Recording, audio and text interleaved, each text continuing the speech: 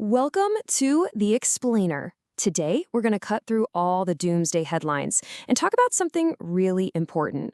Why a conflict between the US and Iran, as serious as it would be, is just not going to spiral into World War III. All right, let's just get right into it. Every time things heat up in the Middle East, this is the question that pops up everywhere. Is this it? Is this the spark that ignites a massive global war? Well, if you look at the facts on the ground, the answer is a pretty clear no. I love this quote because it just gets right to the point. The Hollywood movie version of World War is just not how things work anymore. It's not about what could happen in some wild script. It's about the real-world limits that are holding all the major powers back. And trust me, the global chessboard today looks nothing like it did in 1914.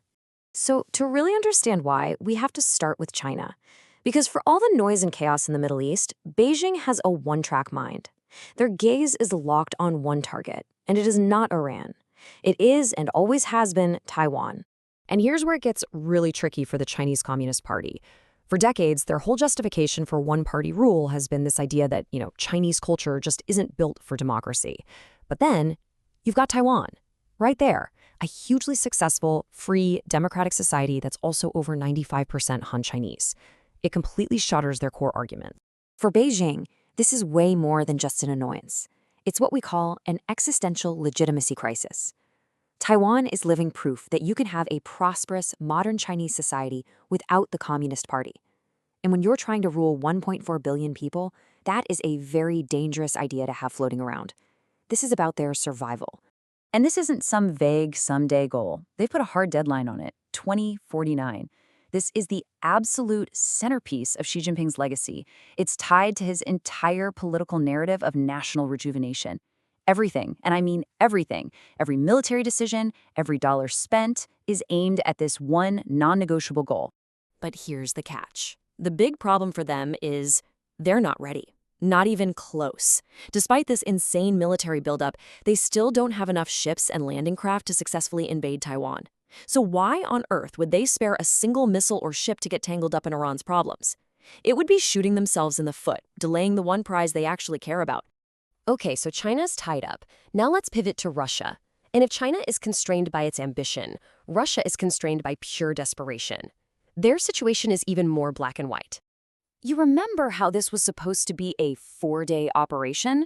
Well, we're now over 4 years into it. Russia is completely, totally bogged down in Ukraine, bleeding troops, equipment, and money in a brutal war of attrition that has no end in sight. And you can see just how stuck they are on the ground. Yeah, Russia is making these tiny, painful gains, but at the same time, Ukraine is launching its own attacks and taking land back. This isn't a winning formula. It's a bloody stalemate. They literally cannot afford to look away, let alone send major help anywhere else. And the human cost is it's staggering.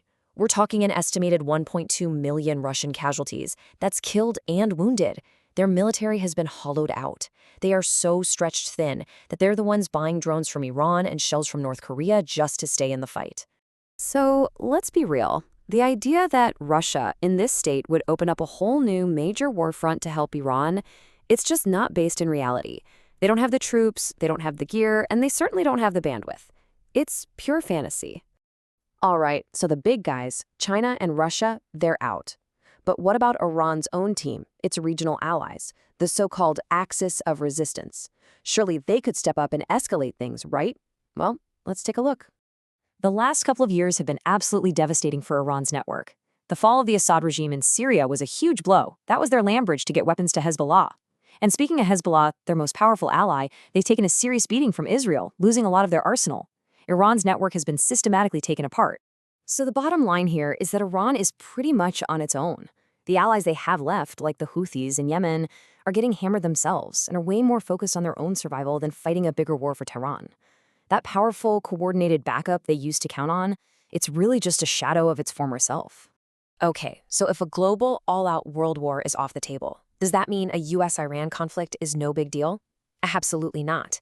The consequences would be serious, but we have to be clear about what the real dangers are, not the fantasy ones. So let's just put it all together. China has zero bandwidth because it's obsessed with Taiwan. Russia has zero capacity because it's stuck in the mud in Ukraine, and Iran has no real backup because its allies are in shambles.